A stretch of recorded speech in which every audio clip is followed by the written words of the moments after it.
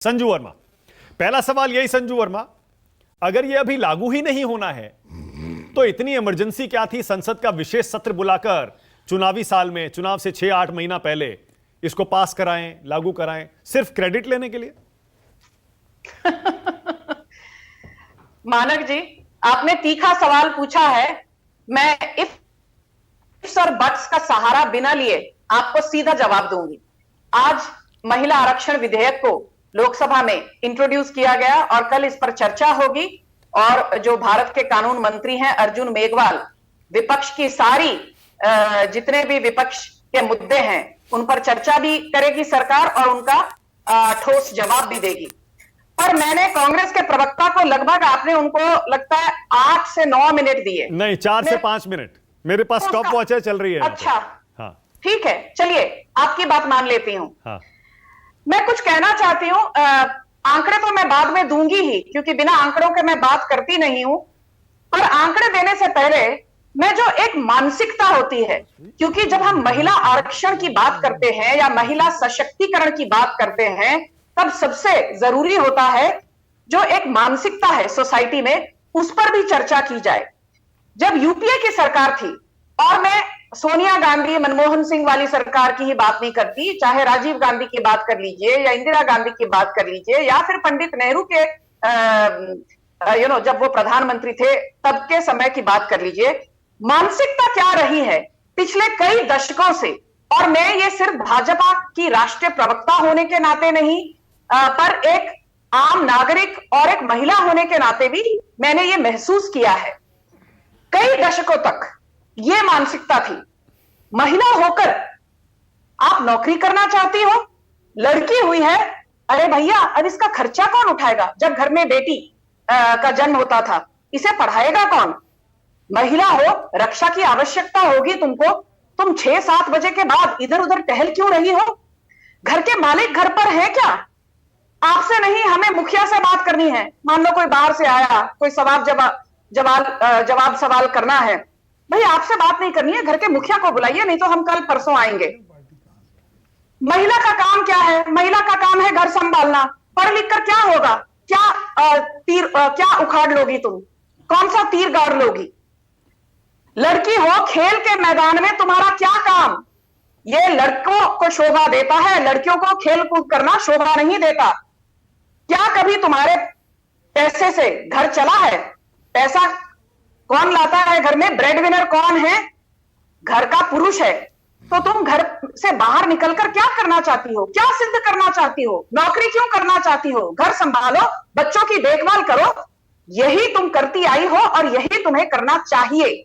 यह सदियों से चली आ रही मानसिकता के बारे में मैं आपके जो दर्शक हैं उनको यह बताना चाह रही थी। अब पिछले 9-9.5 सालों में क्या बदलाव आया है? आप कह सकते हैं संजू वर्मा मोदी भक्त है, संजू वर्मा अंध भक्त है, क्योंकि ये टिप्पणियां सुनने की मुझे आदत सी पड़ चुकी है और अब तो मुझे फर्क भी नहीं पड़ता। पर आपके दर्शकों के समक्ष कुछ रखना चाहती हूं। पिछले 9-9.5 सालों में क्या बदलाव आया है, संक्षेप में मैं आपको बताना चाहती हूं। अब महिलाओं को लेकर यह सवाल होते हैं, क्या आपके पास स्टार्टअप या स्टैंड अप इंडिया के तहत कोई नौकरी आपको मिली है? लड़की हुई है घर में, लक्ष्मी आई है सुना है, सुकन्या समृद्धि अकाउंट खुलवाया है या नहीं?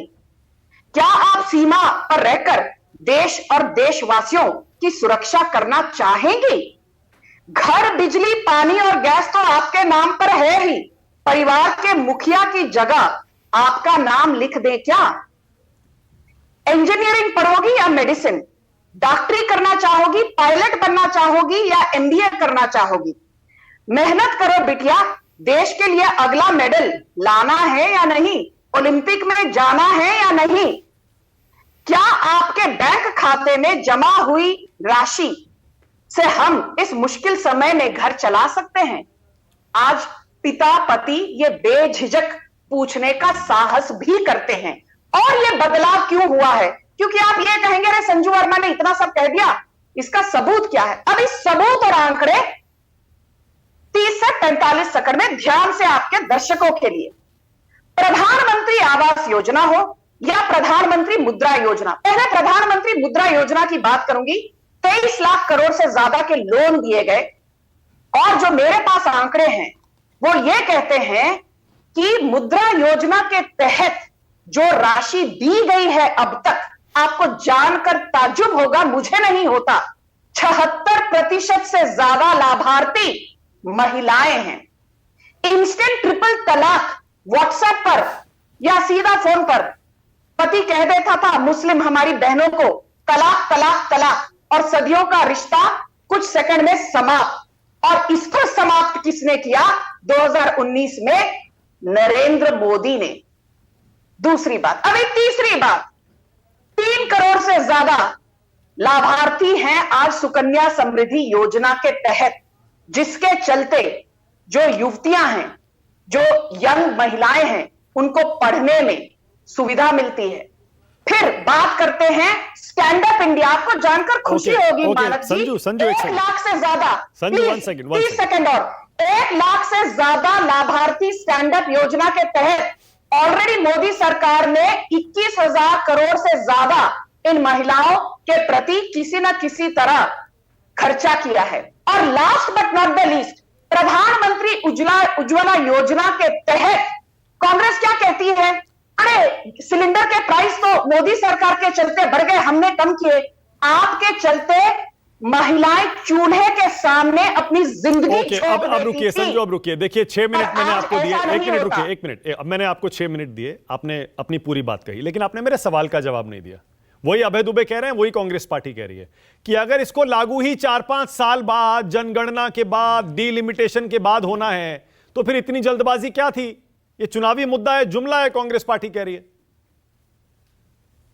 मानव जी मुझे एक बात बताइए, हर बार जब कांग्रेस कुछ कहती है बीजेपी को, और मैं आपके लिए ये नहीं कह रही हूं, पर कई ऐसे पत्रकार हैं, और मैं पत्रकारों को गोदी मीडिया, पिड्डी मीडिया ये सब नहीं कहूंगी, पत्रकारों का हम सम्मान करते हैं, हम बहिष्कार की लिस्ट भी नहीं निकालेंगे। पर मैं एक बात पूछना चाहती हूं और बड़े डंके की चोट पर कहना चाहती हूं, ऐसा क्यों होता है कि पिछले 9.5 सालों में मैंने कई डिबेट्स पर आई, आपके प्रोग्राम में मैं लगातार आती हूं, हमेशा बीजेपी को कटघरे में खड़ा किया जाता है।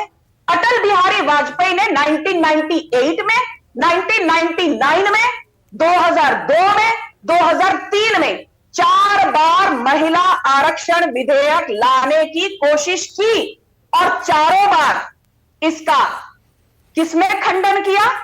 कांग्रेस ने खंडन किया। और आज ये कहना चाहते हैं कि भाई हमें क्रेडिट दो। ओके अभय दुबे, आपकी बारी है, अभय दुबे बोलिए।